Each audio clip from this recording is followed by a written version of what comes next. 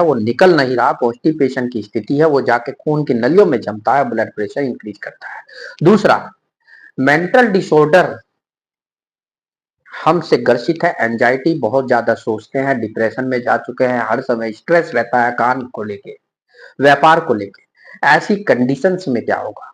किसी को संतान का स्ट्रेस है, संतान को माँ बाप का स्ट्रेस है, जो बहुत कम आज की डेट में होता है, लेकिन माँ बाप को संतान का हमेशा रहता है। स्ट्रेस के कारण नर्वस लोड बहुत ज्यादा होता है, हमारे शरीर के अंदर स्ट्रेस हार्मोन कोर्टिसोल की मात्रा बहुत ज्यादा बढ़ जाती है।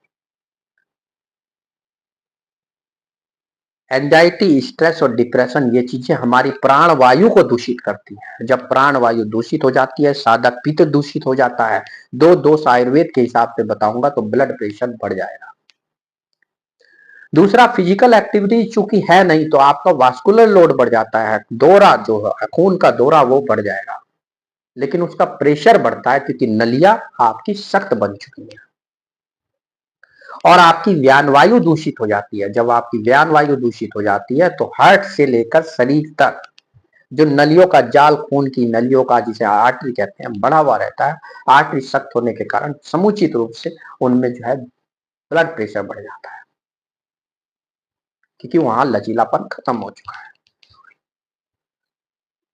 ये एक सामान्य थी जिसमें मैंने लक्षण बताए, कारण गिनाए, कौन कौन सी चीजें आप खा रहे हैं, उनके सेवन से आपको ब्लड प्रेशर हो रहा है, और तीसरा वो चीजें बताई जो आपकी दिनचर्या है, लेट उठना, लेट जागना, मोबाइल कल्चर, लैपटॉप कल्चर को एक्सेप्ट कर चुके हैं, मेंटल वर्कलोड मिलता है, आंखों पर जोर पड़ता है, आंखों से ब्रेन सिग्नल जाता है, थकावट महसूस हो जाती है और आपके अंदर कोर्टिसोल हार्मोन बढ़ने लगता है।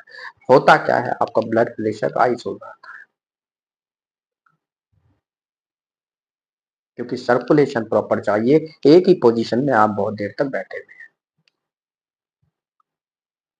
महिलाओं को कम होता है, क्योंकि महिलाएं अंदर कोई बात नहीं रखती, उनको इमोशनल फैक्टर नहीं होता, अलोनीनेस नहीं होती, अकेले नहीं रहती, ज्यादा सोचती नहीं है, जो कुछ जीवन में घटित होता है उसको उड़ेल देती है। इसीलिए ब्लड प्रेशर की बीमारी महिलाओं को कम या नगण्य होती है।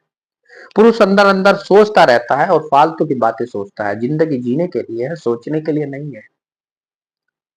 कम सोचिए, अपनी फिजिकल एक्टिविटीज को बढ़ाइए, शारीरिक व्यायाम करिए। अब आता है चिकित्सा का पॉइंट ऑफ व्यू, चौथा चरण। मैंने जो जो चीजें बताई हैं उनका एक बार फिर उल्लेख करा हूं। अल्कोहल बंद कर दीजिए, स्मोकिंग बंद करिए, चाय बंद करिए, कॉफी बंद करिए, फास्ट फूड बंद करिए, अचार, मिर्च, पापड़, चटनी बंद कर दीजिए, ब्रेड बंद, और बाजार का घी, नमक कम कर दीजिए। हमारे शरीर को सिर्फ आधा चम्मच नमक बहुत है प्रतिदिन के लिए। भारी चीजें जैसे चावल, उड़द की दाल इत्यादि, राजमा, छोले, ये बंद कर दीजिए। बाहर की जो रोटी खाते हैं मैदे से बनी हुई, नान वगैरह और रुमाली रोटी वगैरह, इन सब चीजों को बंद कर दीजिए। कोल्ड ड्रिंक बंद करिए, ठंडा पानी फ्रिज का बंद करिए, ये सब कफ को बढ़ाते हैं। इन सब चीजों को बंद करें। अगर आप इतना कर सकते हैं तो निश्चित रूप से आप हाई ब्लड प्रेशर को खुद ही नियंत्रित कर सकते हैं, और मैं तो ये कहूंगा जड़ से भी खत्म कर सकते हैं। विहार में फिजिकल, अर्ली मॉर्निंग उठिए, रात को जल्दी सो जाइए, 6 से 7 घंटे, 8 घंटे तक की भरपूर नींद लीजिए। ज्यादा सोचे नहीं, ध्यान कीजिए, प्राणायाम कीजिए, योगा कीजिए, वज्रासन और शवासन का इस्तेमाल करेंगे तो 10 से 20 पॉइंट आपके तुरंत हाई ब्लड प्रेशर के घट जाते हैं। शुद्ध ऑक्सीजन लेने की कोशिश कीजिए, पेड़ के नीचे बैठ के एक्सरसाइज कीजिए, ये सब कर पाएंगे। वो एक्सरसाइज करनी है जिनमें सांस उभर उभर कर आए, थकावट हो, पसीना निकले। ये शरीर के आप निकालने के, शरीर की गंदगी निकालने के लिए, शरीर से कच्चा अन्न निकालने के लिए, जमा हुआ अन्न निकालने के 3 ही संसाधन है। एक लैट्रिन का रास्ता सोचकर मल के द्वारा, एक मूत्र के द्वारा और पसीने के द्वारा। तो एक्सरसाइज वो कीजिए जिनमें पसीना आए और सांस फूले। ये था आहार और विहार पर चिकित्सा कर्म। अब आता है जिसका आप इंतजार कर रहे हैं, सर बहुत हो गया, मेडिसिन से बताइए। मैंने कहा जो कारण है आपके उन्हीं को दूर कर लीजिए, तो यही चिकित्सा है। फिर भी आप लोगों के कारण मैं बता दूं, अश्वगंधा एडेप्टोजन होता है, कोर्टिसोल के सिक्रीशन को कम करता है। ब्राह्मी जटामांसी नींद नहीं आती है, मेंटली काम करती है। मंडूकपन हमारे को मानसिक रूप से तनाव को कम करती है, रिलैक्सेशन बॉडी में देती है, किसी भी प्रकार से ब्लड प्रेशर को हाई नहीं होने देती, हमारे नर्वस सिस्टम को अपडेटेड रखती है, नर्वस सिस्टम में किसी प्रकार का ओवरलोडिंग नहीं होती। यानी कि प्राणवायु की विकृति को दूर करने के लिए अश्वगंधा, शंखपुष्पी, ब्राह्मी, मंडूकपर्णी इत्यादि का सेवन आप जटामांसी के साथ कर सकते हैं। इसका एक पाउडर बना के रख लीजिए, खाली पेट या खाना खाने के बाद समुचित, ये चिकित्सक पॉइंट ऑफ व्यू से बता रहा हूँ, इसको आप एजुकेशन पॉइंट ऑफ व्यू से ही ले तो ज्यादा बेटर है। चिकित्सक को दिखाएं, उसको निर्धारित करेंगे वो डोज आपकी, लेकिन सामान्य डोज जो है 3 से 4 ग्राम 5 ग्राम तक ये पाउडर लीजिए और निश्चित रूप से आपको मेंटली फिट है। आंखों पे निरंतर झप्पे मारते रहिए, जो लोग ऑफिस आवर में है उनको बीच बीच में उठते रहना है, बैठते रहना है, शरीर को हिलाते रहना, ज्यादा सोचना नहीं है। जीवन है, जीवन चलने का नाम है, जो कुछ घटित होता है प्लस माइनस वो इसका पार्ट है। पुनर्नवा और गोक्षु डायूरेटिक होते हैं, मूत्र होते हैं, एक्स्ट्रा सोडियम को शरीर से बाहर निकाल देंगे, ब्लड प्रेशर डिक्रीज हो जाएगा। इसबगोल, त्रिफला, कैस्टर ऑयल वात शामक और कफ शामक इसबगोल का सेवन कर सकते हैं। कैस्टर ऑयल वात पर कार्य करता है, ये आपको लंगेटिव की तरह कार्य करेगा, आपके अंदर से मल बाहर निकल जाएगा तो गैस नहीं बनेगी, और गैस नहीं बनेगी तो ब्लड प्रेशर नहीं होगा। जिन लोगों को गैस ज्यादा बनती है, कब्ज ज्यादा रहती है, उनको ब्लड प्रेशर होता ही होता है। फिजिकल एक्टिविटी मैं बता चुका हूँ, मेंटल रिलैक्सेशन के लिए बता चुका हूँ। सर्पगंधा सीडेटिव नेचर होती है, शरीर को संतुलित करता है, मन को संतुलित करता है, नींद आती है अच्छी खासी, मेंटली आप काम स्थिति में चले जाते हैं, आपको बहुत ज्यादा लाभ मिलेगा। आपको धड़कनें बहुत तेज हो रही हैं, कार्डियक रिदम जो हमारा हृदय की गति है, हार्ट रेट है वो बदल चुका है, अर्जुन का सेवन करेंगे तो निश्चित रूप से लाभ होगा। पोटेशियम किडनी के लिए बेहतर है, अगर किडनी की कोई बीमारी है तो उसमें भी आपको जो है हाई ब्लड प्रेशर रहता है, तो ऐसे कंडीशन में किडनी की बीमारी में, किडनी की स्वस्थता के लिए पोटेशियम लीजिए, केले में और नारियल के पानी में ज्यादा होता है।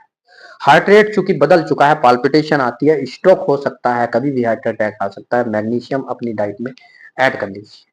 हरी पत्तियों की सब्जियों का सेवन करिए, लौकी, टिंडा, भिंडी, तोरी, चिटचिटा, और इसके साथ जो भी कद्दू, हरी पत्तियों के, या मेथी बहुत अच्छी है, पालक बहुत अच्छा है, इनका सेवन, बथुआ बहुत अच्छा है, इनका सेवन अपने जीवन में कर लीजिए। दालों पर थोड़ा सा कम रखिएगा, गुस्सा करना बंद कर दीजिए और अपनी बातों को शेयर करना शुरू कर दीजिए, अंदर मत रखिए। इसके साथ साथ गर्म पानी सेवन करिए, कोल्ड ड्रिंक, अल्कोहल, कॉफी, चाय इन सब का बंद करिए, ये पित्त दोष को बढ़ाएंगी, साधक पित्त बढ़ाएगी, और साधक पित्त ब्लड प्रेशर को बढ़ाता है। प्राणायाम करिए, अनुलोम विलोम करिए, योग में मैंने वज्रासन और शवासन बताए हैं। निरंतर और शुद्ध ऑक्सीजन लेने की आवश्यकता है। कुछ लोगों का मानना यह है कि गाय की सेवा करने से भी ब्लड प्रेशर नियंत्रित हो सकता है, अगर ऐसा है तो करके देखिए, मेरा अपना कोई अनुभव इस तरह का नहीं है। ब्लड प्रेशर को नियंत्रित करने के लिए यही उपाय है, और जड़ से खत्म करना चाहते हैं तो आपको आयुर्वेदिक दृष्टिकोण से ये उपाय अपनाने पड़ेंगे, आयुर्वेदिक औषधियों का सेवन करना पड़ेगा। धूप का सेवन करिए, धूप में N2O आप नाइट्रस ऑक्साइड हमारे शरीर में बढ़ता है, वेसल्स डायलेट हो जाती है, खिंच जाती है, खून आराम से रिलीज हो जाता है। मत जब ब्लड प्रेशर हो तो हाथ पैर को मलिए, इससे वहां गर्मी पैदा होगी और आपकी जो नलियां हैं वो फैल जाएंगी, ब्लड प्रेशर डाउन आ जाएगा। जब भी ब्लड प्रेशर बढ़ रहा हो तो सिर पे आप ठंडा रखिए, ठंडा कपड़ा रखिए और पैरों को गर्म कर लीजिए, यानी कि गर्म पानी की बाल्टी में, उससे गर्म हट से वेसल से डायलेट हो जाएगी, खून का दौरा, आदान सर्कुलेशन बहुत अच्छा होने लगेगा, बीपी रेगुलेट हो जाएगा। ये कुछ आयुर्वेदिक उपाय मैंने बताए हैं, इनका सेवन करिए। या अगर इनसे भी नियंत्रित नहीं होते तो किसी आयुर्वेदिक चिकित्सक के संपर्क में जाइए, वो आपको विरेचन करा सकते हैं, विरेचन द्वारा दोषों को बाहर निकाल दिया जाएगा। बस्तीकर्म गुदा मार्ग में दवा डाल के वात दोष की चिकित्सा की जा सकती है, वो भी आपको मेंटली और फिजिकली फिट करता है। शिरोधारा एक लंबे समय तक अगर करें कोई स्टपनी मरम पर तक्रदार मट्ठे की धार अगर डालेंगे तो निश्चित रूप से लाभ मिल सकता है। बहुत अच्छा कार्य इस पर हो भी चुका है और बहुत अच्छे रिजल्ट प्राप्त हो सकते हैं। म्यूजिक थेरेपी, संगीत का शौक, और उसमें भी सिर्फ पॉजिटिव गाने, नेगेटिव गाने नहीं, अवसाद वाले गाने नहीं। डिप्रेसिव लोगों से दूर रहिए, सात्विक लोगों के संपर्क में आइए, पॉजिटिव अप्रोच रखिए।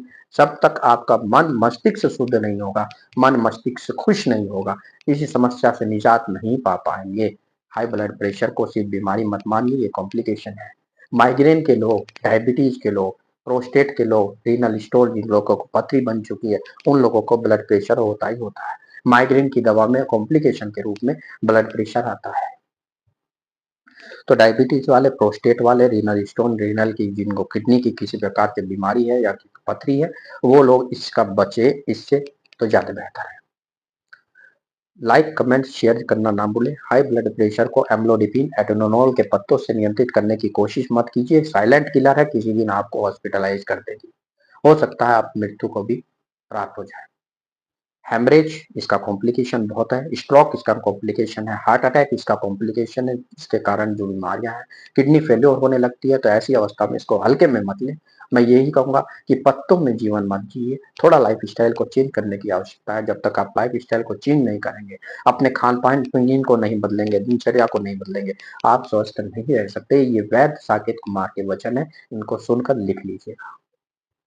स्वस्थ रहिए, जागरूक रहिए। चैनल को सब्सक्राइब करना ना भूलें। अपने कमेंट सेक्शन में जाकर अपनी समस्या को बताइए। जितना भी हो पाएगा उस पर वीडियो बनाकर आपको जागरूक किया जाएगा। वीडियो अच्छी लगे तो हाइप देना जरूर, और सब चैनल को सब्सक्राइब कीजिए, वीडियो को शेयर कीजिए, ताकि और लोग भी इससे जो है अवेयर हो सके। हाई ब्लड प्रेशर को इतना कम मत मानिए। हिंदुस्तान की 33% से ज्यादा जनसंख्या इससे ग्रसित हो चुकी है। और अगर आपके माँ बाप को हाई ब्लड प्रेशर है तो आप सचेत हो जाइए, इसको हल्के में मत लीजिए, पत्तों में मत, गोलियों में मत, जीवन तलाशिए, जीवन में जीवन तलाशिए, लाइफ स्टाइल को बदलिए। मैं वैद्य साकेत कुमार, धन्यवाद।